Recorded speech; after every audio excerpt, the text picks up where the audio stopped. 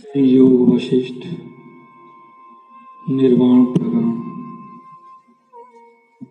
वशिष्ठ जी बोले, हे निष्पाप राम, जिस चैतन्य रूपी समुद्र में जगत रूपी तरंग उठते और लीन हो जाते हैं, उस अनंत आत्मभाव की भावना से मुक्त और भाव भाव से रहित तुम हो। ऐसा जो चिदात्म तुम्हारा स्वरूप है, वही सब जगत रूप है। तब वासना आदि आवरण कहाँ है? जीव और वासना सब आत्मा का किंचन है, दूसरी वस्तु कुछ नहीं। तब और कथा और प्रसंग कैसे हो? हे राम, महासरल गंभीर और प्रकाश रूप जो चैतन्य समुद्र है, वह तुम्हारा रूप है। और राम रूपी तरंग उठ आया है, तो समुद्र तुम हो। ऐसा जो आत्म तत्व है, वह जगत रूपी होकर व्यापार युक्त भाषित होता है। जैसे अग्नि से उष्णता, फूल से सुगंध, काजल से कालापन, बर्फ से सफेदी, गुड़ से मधुरता और सूर्य से प्रकाश भिन्न नहीं, वैसे ब्रह्म से अनुभव भिन्न नहीं। वह नित्य रूप है, अनुभव से अहम भिन्न नहीं, अहम जीव से भिन्न नहीं, जीव से मन भिन्न नहीं, मन से इंद्रियां भिन्न नहीं, इंद्रियों से देह भिन्न नहीं, और देह से जगत भिन्न नहीं। इस प्रकार महाचक्र जो प्रवृत्त हुआ है, सो कुछ हुआ नहीं। न शीघ्र प्रवर्तन है, न चिरकाल का प्रवर्ता है, न कोई न्यून है और न अधिक है। सर्वदा एक अखंड सत्ता परमात्म तत्व है। जैसे आकाश में आकाश स्थित है, वैसे ब्रह्म सत्ता अपने आप में स्थित है। वही सत्ता वज्रभूत और वही पूर्ण होकर स्थित है।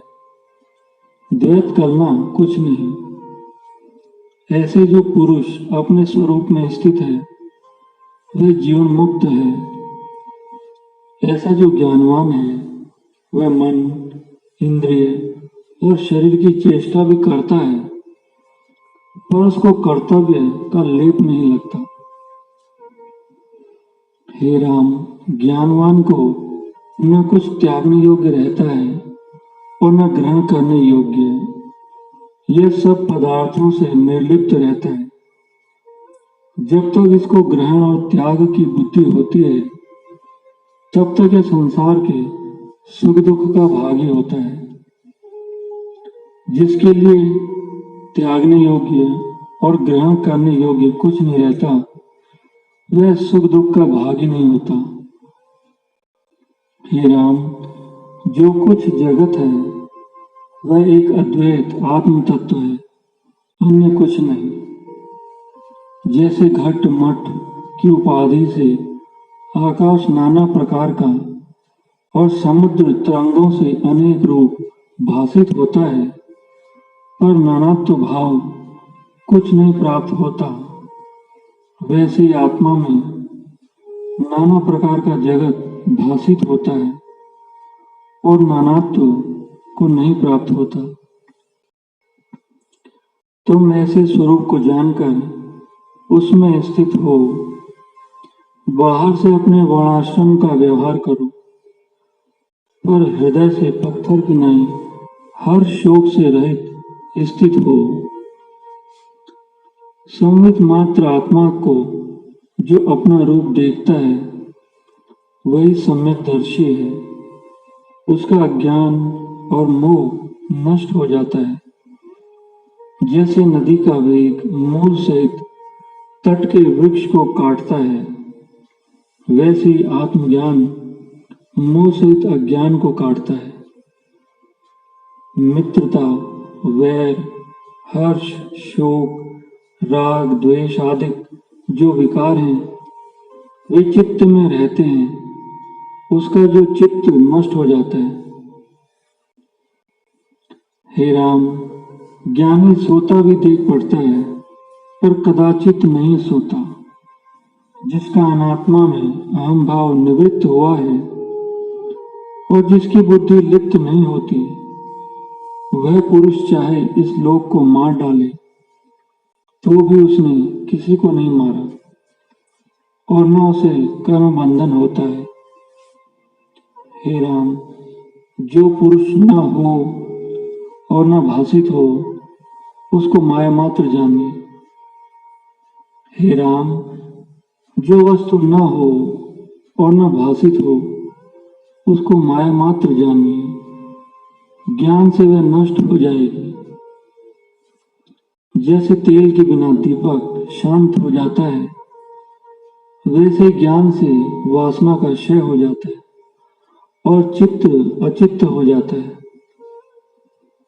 जिसके लिए सुख दुख का ग्रहण त्याग नहीं, वह जीवन मुक्त आत्म स्थित है। वशिष्ठ जी बोले, हे राम, मन बुद्धि अहंकार और इंद्रिय आदि जो दृश्य पदार्थ हैं, वे सब वही अचिंत्य चिन्मात्र है और जीव भी उससे अभिन्न है। जैसे स्वर्ण और भूषण में कुछ भेद नहीं, वैसे चिन्मात्र और जीव आदि अभिन्न है। जब तक चित्त अज्ञान में होता है, तब तक जगत जन्म मरण का कारण होता है, पर जब अज्ञान नष्ट हो जाता है, तब चित्त आदि का अभाव हो जाता है। अध्यात्म विद्या जो वेदांत शास्त्र है, उसके अभ्यास से अज्ञान नष्ट हो जाता है। जैसे अग्नि के तेज से शीत का अभाव हो जाता है, वैसे अध्यात्म विद्या के विचार और अभ्यास से अज्ञान नष्ट हो जाता है।